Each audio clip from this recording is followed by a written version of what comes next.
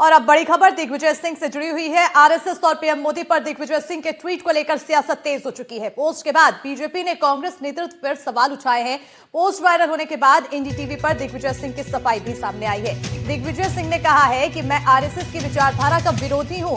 दिग्विजय ने यह भी कहा कि राज्यसभा के लिए तीसरी बार उम्मीदवार नहीं, पार्टी में बदलाव तभी संभव जब हर कोई सुधार के लिए तैयार रहे। तो बड़ी जानकारी आपको दे रहे हैं, जहां आपको बताते चले कि एक के बाद एक सोशल मीडिया पर दिग्विजय सिंह की तरफ से जिस तरह से ट्वीट किए जा रहे हैं, सीधे तौर पर राहुल गांधी पर भी सवाल उठाए जा रहे हैं। कहीं ना कहीं अपने ट्वीट के जरिए उन्होंने ये भी कहा कि बदलाव की जरूरत है, राहुल गांधी में भी बदलाव की जरूरत है। और एक तरफ जो ट्वीट किए जा रहे हैं उसको लेकर बड़ा सवाल यह भी बन रहा है कि बीजेपी पर तंज है या बीजेपी की तारीफ है। तो वहीं अब सियासत इन पूरे ट्वीट्स के बाद लगातार देखने को मिल रही है। बीते दिन सीडब्ल्यूसी की बैठक हुई और उस बैठक के बाद उनकी तरफ से बयान दिया गया और अब चर्चा का विषय ये बयान बना हुआ है।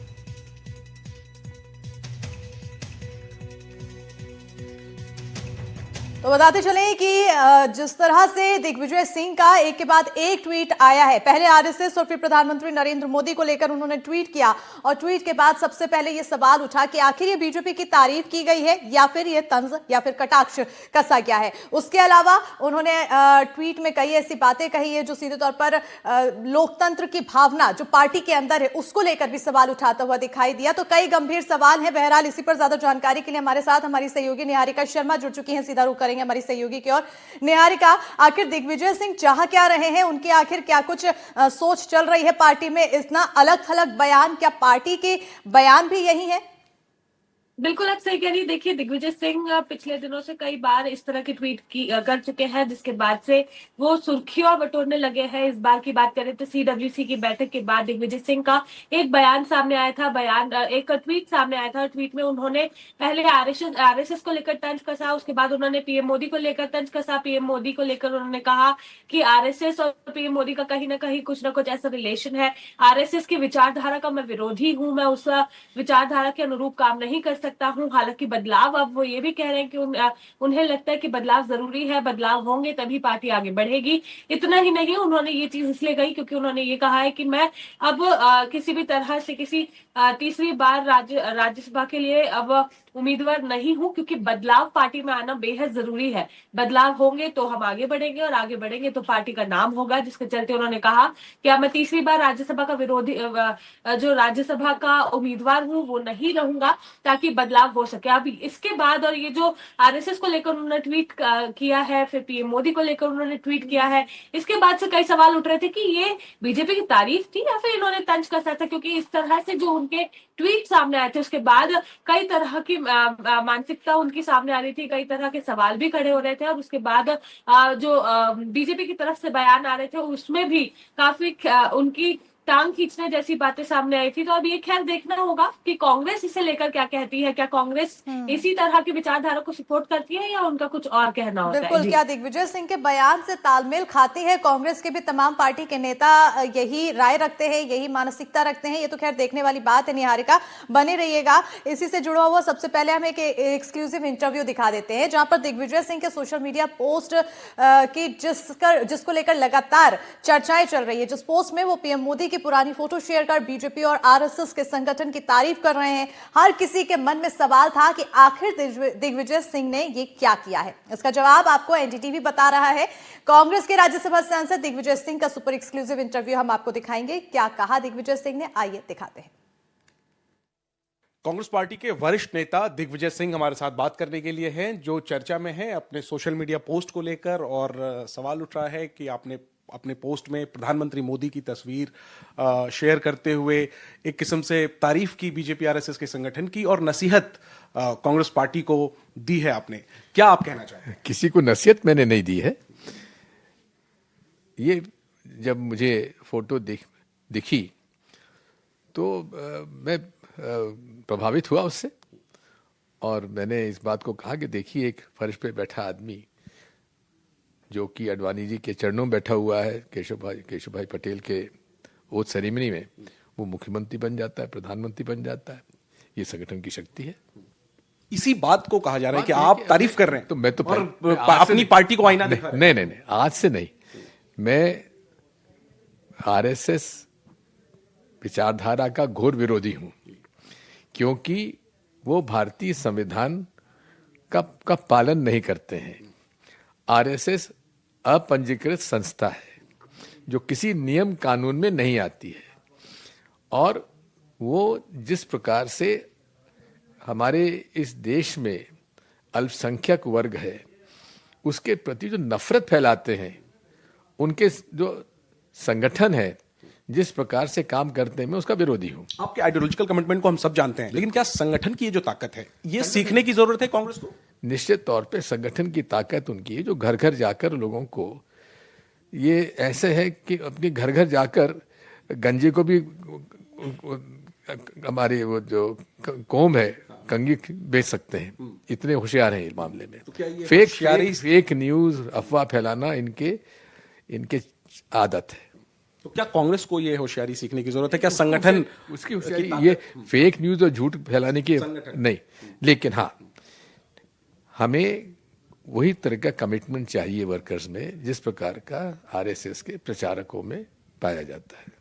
और वो कैसे आएगा? और ये जो संगठन सृजन की प्रक्रिया चल रही है, क्या आप इससे संतुष्ट हैं? मैं संतुष्ट हूँ। इसी प्रक्रिया को आगे बढ़ाने की आवश्यकता है। अभी जिला कांग्रेस कमेटी अध्यक्षों का नियुक्ति हो गई है। अब नीचे इसको जब तक हम लोग पोलिंग बूथ पर, हर गांव में, हर मोहल्ले में जब तक नहीं ले जाएंगे, तब तक हमारा संगठन सृजन पूरा नहीं होगा। तो सर, दो सवाल छोटे छोटे और हैं मेरे। लोगों के मन में ये सवाल है कि दिग्विजय जी इतने वरिष्ठ नेता हैं, पार्टी लीडरशिप से सीधे इनकी मुलाकात और बातचीत है, फिर सोशल मीडिया का सहारा क्यों लेना पड़ा दिग्विजय जी को अपनी बात पहुंचाने के लिए? नहीं, बिल्कुल मैंने इसका सहारा ही नहीं लिया। आप तो गलत इसको बता रहे हैं। मेरा कोई किसी को संदेश देने का लक्ष्य नहीं था। ये एक स्वाभाविक भावना थी जो मैंने उसमें ट्वीट में डाल दी। इसका कोई संबंध कांग्रेस संगठन से नहीं है। लेकिन आप संगठन की ही तो बात कर रहे हैं। आप राहुल गांधी से कह रहे हैं कि संगठन, चुनाव आयोग को सुधार की जरूरत है, उसी तरीके से कांग्रेस को सुधार की जरूरत है, संगठन सृजन को ब्लॉक और पंचायत स्तर पर लेके जाने की जरूरत है। और एक इंटरेस्टिंग बात आपने ये भी कह दिया राहुल गांधी के लिए कि आपको समझाना बड़ा मुश्किल है। आप क्या समझाना चाहते हैं? नहीं, ऐसा नहीं। हर संगठन को सुधार की गुंजाइश होना ही चाहिए।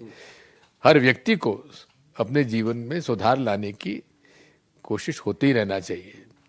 और ये चुनाव को लेकर के एक इलेक्शन डिपार्टमेंट कमेटी बनेगी, हम काफी समय से सुन रहे हैं। वो ईगल तो सर चुनाव आयोग से कम्युनिकेशन के लिए, एक इलेक्शन डिपार्टमेंट कांग्रेस में बनेगा, ये हम लोग उदयपुर चिंतन शिविर से सुन रहे हैं। वो अभी तक नहीं बना है, और वो शायद मुद्दा आपने सीडब्ल्यूसी में भी उठाया है। खैर, ये तो मुद्दा 2-3 बार उठ चुका है। तो ये क्यों देरी हो रही है सर, और क्यों आपको लगता है कि ये जरूरी क्यों लगता है? जरूरी तो है, जरूरी है। एक सवाल, लोग मान रहे हैं कि केसी वेणुगोपाल की जो कार्यशैली है उसके कारण ये संगठन में जो ये धीमी स्थिति है, ये जकड़न है, उन सब से आप जैसे वरिष्ठ नेता जो है असंतुष्ट हैं, और आप लोग चाहते हैं कि प्रियंका गांधी को ये रोल मिले। ये माना जाए। आप प्रियंका जी को इसमें क्यों डाल रहे हैं बीच में? प्रियंका जी का अपना अलग स्थान है, और उनका जो लोकसभा में परफॉर्मेंस है, ये मैं समझता हूं कि पहले टर्म में उन्होंने जो अपनी एक छाप छोड़ी है लोकसभा में और संसदीय व्यवस्था में, अद्भुत है। तो क्या इस नए साल में उनको संगठन में नई जिम्मेदारी, बड़ी जिम्मेदारी ये तो निर्भर करता है खड़गे जी पर। आपके पर्सनल ओपिनियन में? देखिए, ऐसा है, जो भी पर्सनल ओपिनियन है खड़गे जी को दूंगा, आपको क्यों दूं? एक आखिरी में, आपने बहुत मुझे समय दिया, लेकिन एक चीज, आपके इस पोस्ट के बाद लोगों ने कई तरह की बातें करनी शुरू कर दी कि दिग्विजय जी का राज्यसभा का कार्यकाल खत्म हो रहा है, वो दबाव बनाने की कोशिश कर रहे हैं। इन बातों को मैं कह चुका हूं। मुझे 2 टर्म मिल गए, और उदयपुर रेजोल्यूशन में ये भी था कि 2 टर्म के बाद तीसरा टर्म नहीं मिलना चाहिए। तो मैं 2 टर्म मुझे मिल गए। तीसरी बार जाने को इच्छुक ही नहीं? मैं उम्मीदवार तीसरे टर्म के लिए नहीं हूं। तो इसको जो ये लोग आपके पोस्ट से जोड़ के देख रहे हैं, ये आपने ये जवाब दे दिया। मित्र लोग हैं। ठीक है दिग्विजय जी, हमसे बात करने के लिए शुक्रिया। तो जो सबसे बड़ी बात कही जा रही थी लोगों के द्वारा कि भाई वो तीसरे टर्म के लिए दिग्विजय जी दबाव बना रहे हैं, साफ कर दिया एनडीटीवी पर। बड़ी खबर दी है कि तीसरी बार के लिए दिग्विजय सिंह खुद ही अपने आप को रेस से बाहर कर रहे हैं। प्रियंका गांधी के लिए जरूर कह रहे हैं कि उनका परफॉर्मेंस लोकसभा में काफी अच्छा था, जाहिर सी बात है, ये भी एक इंटरेस्टिंग बात है। लेकिन कुल मिलाकर के संगठन को और मजबूती मिले, ये चाहते हैं दिग्विजय सिंह। ये इन्होंने सोशल मीडिया पोस्ट में भी कहा और सीडब्ल्यूसी की मीटिंग में भी उठाया। देखना यही है कि पार्टी के वरिष्ठ नेता दिग्विजय सिंह की बातों को पार्टी आला कमान कितना तवज्जो देता है, और किस तरीके के बदलाव आने वाले दिनों में संगठन में खासतौर पर देखने को मिलते हैं। अपने सहयोगी संजय कौशिक के साथ नई दिल्ली से जैनेंद्र, एनडीटीवी इंडिया के लिए। ये तो रही बातचीत दिग्विजय सिंह के साथ। आखिर क्या वो सोच रहे हैं, क्या उनकी विचारधारा है, ये उन्होंने बताया खुलकर। इसी बीच बड़ी जानकारी देखिए, जहां दिग्विजय के बाद अब राशिद अल्वी ने भी आरएसएस की तारीफ की है। आरएसएस बहुत मजबूत संगठन है, राशिद अल्वी ने कहा है। आगे कहा कि आरएसएस की वजह से बीजेपी सत्ता में है। बड़ी जानकारी आपको दे रहे हैं, जहां पर दिग्विजय सिंह के बाद अब राशिद अल्वी की तरफ से आरएसएस की तारीफ की गई और उन्होंने तारीफ में कहा है कि आरएसएस बहुत ही मजबूत संगठन है, आरएसएस की वजह से बीजेपी सत्ता में है। इस तस्वीर का क्या मतलब है, और निश्चित तौर से आरएसएस बहुत मजबूत संगठन है और आरएसएस की वजह से ही भारतीय जनता पार्टी सत्ता में आती है।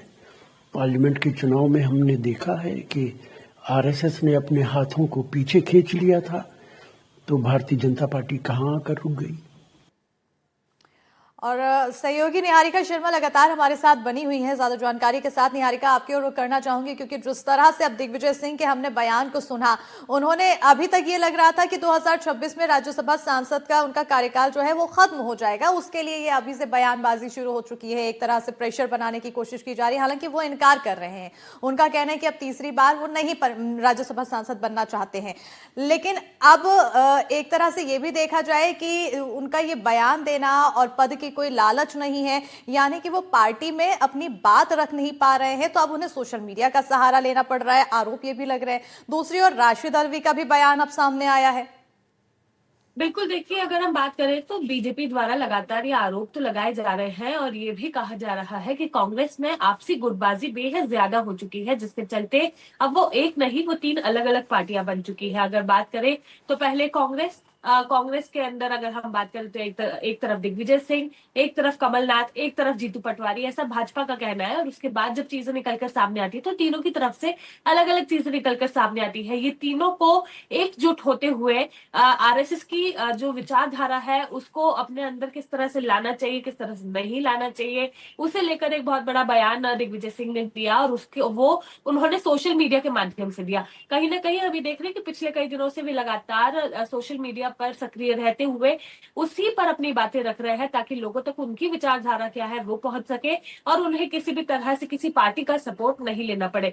वहीं दूसरी तरफ अगर हम बात करें तो उन्होंने ये साफ कह दिया है कि वे अब राज्यसभा सांसद के लिए किसी भी तरह से उम्मीदवार नहीं है। उनके 2 टर्म्स कंप्लीट हो चुके हैं, वो तीसरे टर्म के लिए अब उम्मीदवार नहीं रहेंगे। उनका ये कहना है कि बदलाव होना बेहद जरूरी है, बदलाव होगा तो पार्टी आगे बढ़ेगी और बदलाव के लिए हमें खुद को भी पद छोड़ने की अगर आवश्यकता पड़े तो हम कर सकते हैं। हो सकता है यही कारण है कि अब कांग्रेस द्वारा लगातार युवा लोगों को आगे लाया जा रहा है। युवा कांग्रेस की भी पार्टियों को बनाने के लिए काफी सक्रियता बरती जा रही है, ताकि नए लोग आ सके, नए चेहरे आ सके और नए तरह से कार्य किए जा सके। अब हालांकि ये देखना होगा कि कांग्रेस के जो बाकी लोग हैं बिल्कुल बिल्कुल, अब कांग्रेस के जो बाकी लोग हैं, बाकी के नेता हैं, वो क्या सोच रहे हैं, उनकी तरफ से क्या विचारधारा है, क्या बात रखी जा रही है, इस पर